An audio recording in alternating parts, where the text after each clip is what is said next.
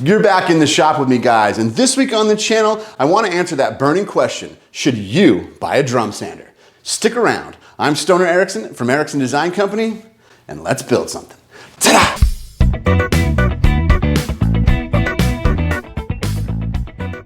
Now, I've owned my Jet 1632 drum sander for a year now. In this video, we're going to go over cost, specs, space, safety, dust collection, time save, and at the end of the video, I'm going to tell you if it was worth it for me in my small shop.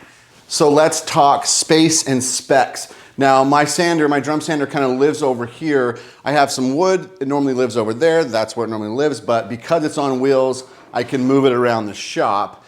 And the specs and the footprint it takes up in the shop is interesting. It's 3 feet long, okay? It's 18 inches deep. And with this dust boot, the Quick Connect dust collection from Dust Right, it sits about 4.5 feet high. So it's a really versatile tool that takes up a pretty small footprint for what it was. Now, this was one of my dream tools. I actually had reached out to my buddy Ray from Crafted by Ray and said, man, this is my next dream tool. And he said, you're gonna get it one day, so thank you, Ray. I ended up getting it. Now, I did get the extension tables for when I'm running longer stuff, but I tend to only put those on when I'm doing that. It kind of really lives like this because I can do cabinet doors, breadboards, charcuterie boards, plaques, and all kinds of things on it with just this setup. But if I do need to add those extension tables, I just put them right on. And you'll notice everything on the shop's on casters. I did add the casters. They don't come with this, but you know, the joiner right here is on casters. Everything's on wheels so I can make my shop as versatile and user-friendly as possible and move it around when I need to move it around. So why do they call it the Jet 1632? Because the max actual drum sander, the actual grit that's in here is 16 inches wide. But the reason why I like this setup is because I can sand up to 32 inches out. So it gives me total sanding width of 32 inches. That's 16 times 2, and then I just come back with the other side and I sand straight through it this way, and I've got the other 16 inches hanging out. So small footprint, it's really versatile for me because it gives me 32 inches of sanding.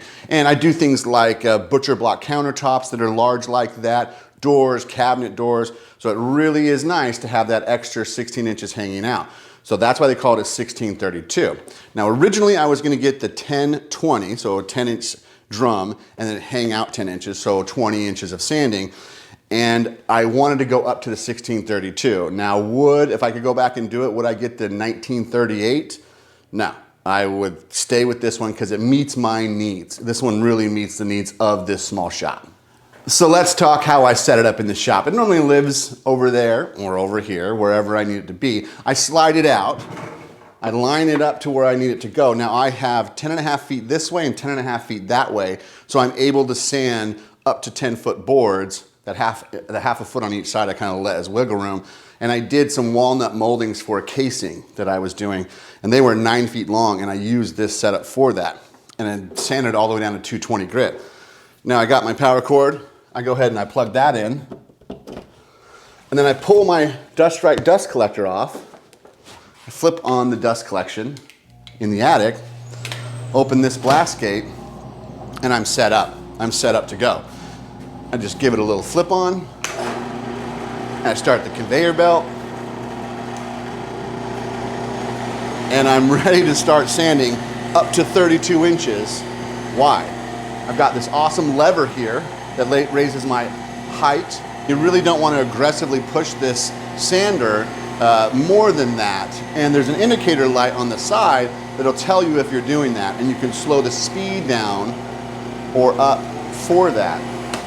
Now, you guys do know me. I like to push my tools as far as I can, and I push this thing pretty far. And with any tool, you can hear it whine or gasp or kind of bog down, I guess. And this tool, I had to kind of learn that. I kind of had to learn the limits of the tool before I broke it. And I ended up breaking it. I'm gonna take this piece of walnut and I'm gonna draw a little line down it so you can really see how I'm taking this off and how much is coming off. If you like fun and creative videos like this, hit that subscribe button. Do it, and do it now. Plus, guys, leave me a comment. I'd love to hear from you, and I'll totally comment back. So let's talk dust collection. Now, I was kind of forced to upgrade to this 1250 CFM Dust Right dust collection system. It's up in the attic. This is a main trunk that comes down for all my tools, like my planer. I can use it with my joiner, but it's hardwired. Mainly for this is why I got that system. If you have, like I used to have, 4 or 5 little shop vacs with a cyclone and a relay. I love that system. It worked well. I miss it sometime, mainly for the chop saw, but I'm so satisfied with the Dust Right dust collection system, I wouldn't change it. But if you had one of those, this sander wouldn't be good for you. You'd only get 20 to 30% of the dust up there. It just doesn't have broad enough suction to get all that fine dust out. And that's what this really creates. You know, your planer is going to give a ton of chips and big stuff. This is really fine dust, and you need that really low pressure, high volume system like this to work. So as for dust collection, you got to make sure you upgrade and you at least have a 4-inch port. Dust Right does make a 750 CFM. If you're gonna buy that one, buy the bigger one. You'll regret it later if you didn't, but as for dust collection, this gets 90% of that fine dust straight up into the dust collection. That goes straight out into the trash. So I'm very satisfied with the suction and the dust collection off of this with the system that I have. So let's talk cost. Now, I worked really hard and worked side jobs and saved my money. This actual unit is $14.99, so $1,500. And that did come with the extension tables. And then the sandpapers, which is 4 rolls, I bought a couple $100 worth of those just because I was so excited. I got a few little wire brushes and scrapers. I got this little eraser right here, and it extends the life of the belt. Plus my casters, they were about $30 for all 4. So out of the door, total I spent on this was about $17.50. That was my total cost to get it here. And I had to go to Woodcraft up north in Austin, and they only had one, and it was a lot of work, but I'm very grateful that I spent the time researching, and that's what this video is about. It's about researching it. Now, I'm not sponsored by Jet. I'm not sponsored by anyone, so this is just a real opinion from a woodworker that works on these kinds of tools all the time, every day. So let's talk general maintenance and cleanup and belt changes. The belt change is super easy. Clip on this side, clip on that side, roll the paper out, roll it back in. Doesn't take but maybe a minute or 2 minutes. As for adjustments, it comes pretty true right out of the box. Again, I beat mine up and had to redial it back in, but I've got a knob on this side here for a little bit of the tilt and lean for my drum, and then I've got adjustments here for my belt. There's some other adjustments here for the motor. But as for maintenance, any tool that you use in your shop, from your table saw, chop saws, every now and again you're gonna have to dial it back in.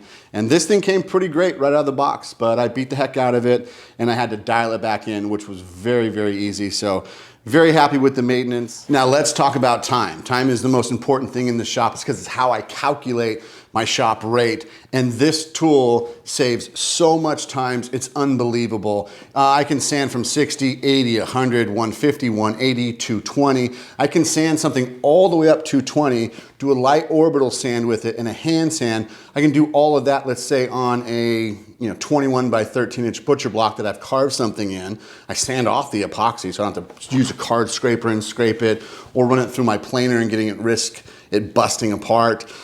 I can do all of that in about 30 minutes versus try to do it on an orbital sander. So the key and the secret and why I bought this was to save time, and it saves a ton of time. I'm so happy with that. I'm so happy with how much time I save by having this tool, which time is money. I can pass that savings along to my clients, and I also can increase production because I'm saving so much time. So as for a time saver, which is a brand of belt sanders, this is the major time saver in my shop. Very happy with it. So to answer that burning question, why you're here even watching this video, is a drum sander right for your shop? And for me, the answer is heck yes. Sanding is the most important part of any woodworking project, and this takes all the time and hard work out of it. I couldn't imagine my life without it. And again, I'm not sponsored by these guys by any means, but I love this coupled with my dust collection.